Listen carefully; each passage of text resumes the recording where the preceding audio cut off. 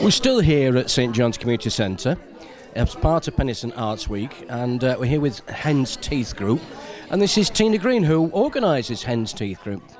Hi Tina. Good morning. Can you tell us what you're doing now?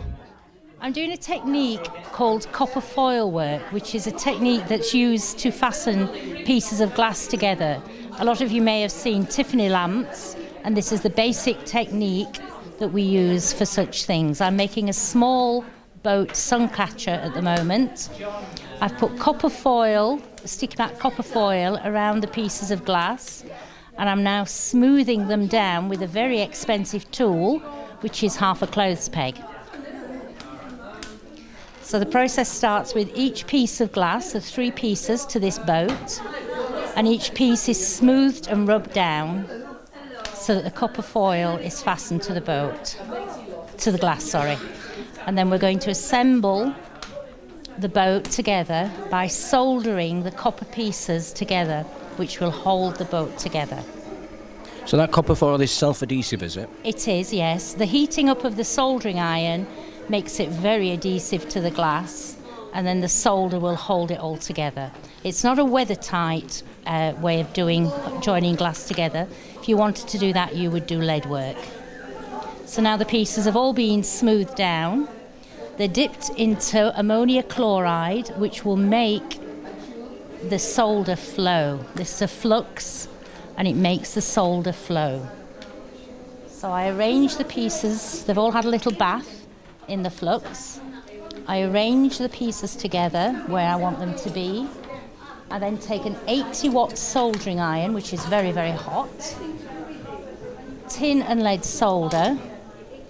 I pick up the solder and I put solder onto the copper foil.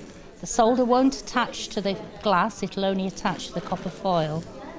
Then as I run the soldering iron along the copper foil, it turns silver and the pieces start to get joined together. The flux is there to make the solder flow. So that's quite quickly one side is joined together. So we turn it over, do the back side of it.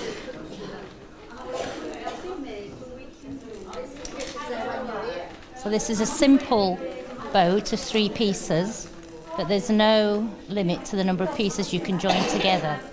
If you do have a bigger piece, then you do put wire in the joints to strengthen them. But this is a much lighter way, and you can get much more decorative detail than the heavy lead work. So I'm now just running along the edges of the piece now. And there we have the piece all done. That looks incredibly simple, but it obviously takes a lot of technique to do that properly. Yes, I do make it look easy. After about your 1000th, it gets easier. What sort of other things do you create then, apart from boats, Tina? Well, the Tiffany work, I do a lot of sun catchers. Christmas time, I'm very popular with Rudolph's Father Christmases. But we do dragonflies, boats, angels, owls, anything really. You can make them either as stylised or as near to the original as you can. And then, of course, there's a fuse technique where we do tea lights, panels, pictures. And then I also work in the flame as well, where I hand make beads using Murano glass. Good grief. That sounds quite complicated. It's a technique. It's one of the things that you can either do or you can't. There's quite a knack to it. It's a bit like the trick of patting your head and rubbing your tummy. One hand has to do one thing, one hand has to do the other. But they turn out, you can go on like the Pandora typey beads or the large beads for necklaces and things like that. And this is something that people can do if they come down here to the exhibition? Yes, if they come down today, they can have a go at making either a fish or a boat. I've already cut and ground the glass safe, and then they will do the copper foiling and the soldering, and for £4 they'll go home with their own suncatcher. Do you do classes in this as well then? I do. I have a workshop at home, and I charge £35, and you can come along for an afternoon and we play. People can learn, but then of course they will learn how to cut their own glass, how to grind.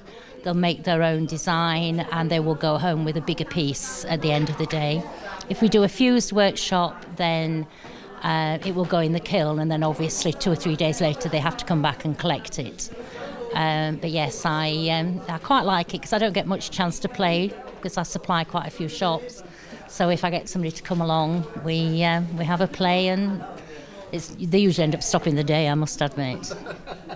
So how do people get involved with that? Have you got a telephone number or a website? Yeah, it's tinagreen.com, or you can get me on, I don't know my own phone number, on 0796 188 3870. Tina, thank you very much.